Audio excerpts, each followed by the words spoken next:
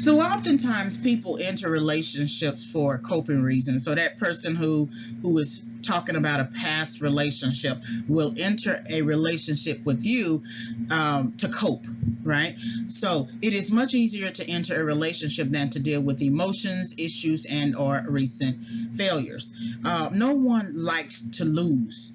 The fact that a relationship is not current and is past means on some level the person believes that they failed. So to distract themselves from that failure, they will enter another relationship. So there's a part in my book that I talk about how it is hard to deal with emotions. So dealing with emotions is difficult because you cannot physically take them out of your pocket and work on them. You cannot take a screwdriver and screw your emotions back and right. You cannot take a hammer and hammer out the bad feelings for the good ones.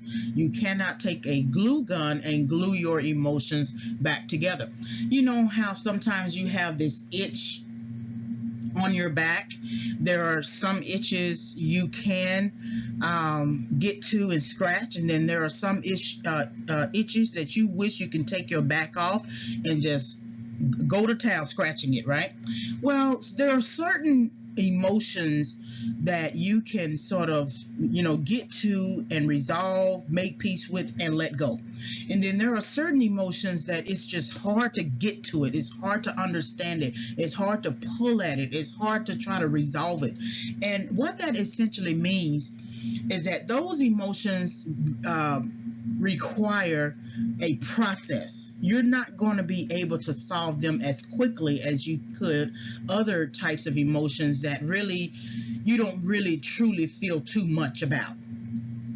Certain emotions, certain pains, certain hurts, someone mistreating you, taking advantage of you, you finding out that you were a rebound all this time.